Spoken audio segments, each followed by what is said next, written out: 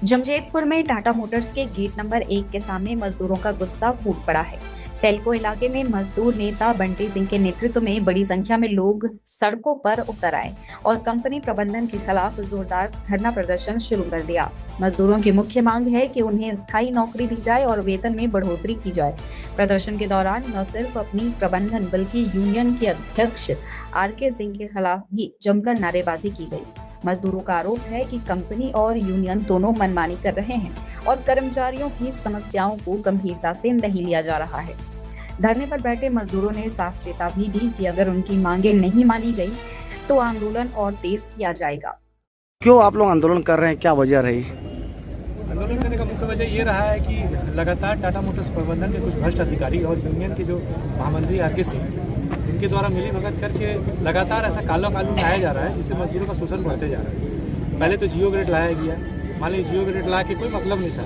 हम 2 साथी एक ही साथ अप्रेंटिसशिप किए हैं, एक साथी को 50,000 में परमानेंसी किया गया, एक साथी को 35,000 में परमानेंसी किया जा रहा है या 30,000 में किया जा रहा है, तो सीधा 20,000 रुपये का हक मार दिया गया। जबकि एक बात समझ में नहीं आता, जब एक साथ पढ़ाई लिखाई की है तो समान काम का समान वेतन वाला हिसाब किताब होना चाहिए। फिर भी और इस चीज़ के लिए सारे लोगों को पता है, लेकिन किसी ने कोई आवाज़ नहीं उठाया। मजदूरों ने फिर भी इसको किसी तरह मानना। अब दिन पे दिन क्या होता है, कभी इंश्योरेंस की पैसा का राशि को बढ़ा दिया जाता है, कभी ब्लॉक प्रोविजन को बढ़ा दिया जाता है। मान लीजिए कि अभी एम्प्लॉय सन था, उसको बंद कर दिया गया। आप देख रहे हो कई सालों से अप्रेंटिसशिप का एग्जाम नहीं हो रहा है, तो स्थानीय को नौकरी कैसे मिलेगा, युवाओं को नौकरी कैसे मिलेगा, एम्प्लॉय जो सन है उनको नौकरी कैसे मिलेगा। उसके बाद अभी जो ग्रेड लाया गया उसमें कहा गया था कि जो भी बर्खास्त कर्मी है जिसे गलत तरीके से निकाला गया है उनको वापसी किया जाएगा।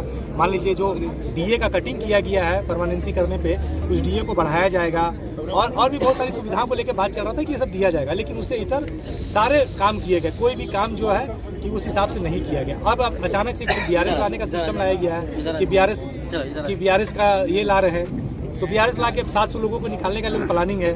मान लीजिए अगर 700 लोग अचानक से नौकरी से निकाल दिए जाते हैं तो आप सोचिए कि क्या स्थिति हो जाएगा इस जमशेदपुर में। यहाँ होते हुए भी लोग बेघर हो जाएंगे। चूंकि और कोई मजदूर बात उठाता है तो उसे सस्पेंड कर दिया जाता है। तो प्रबंधन से बात हुई थी क्या आप लोग? बात करने नहीं है। तो अब अगला रणनीति क्या होगी आप लोग की? अभी बातचीत हो रहा है आगे यहाँ के लोगों प्रबंधन के लोग चाहेंगे सकारात्मक पहल किए तो सकारात्मक पहल होगी, जो भी उनसे बात करना है। फिलहाल टाटा मोटर्स गेट के बाहर तनावपूर्ण माहौल बना हुआ है। अब देखना होगा कि क्या प्रबंधन मजदूरों की मांगों पर ध्यान देगा या ये आंदोलन और बड़ा रूप लेगा।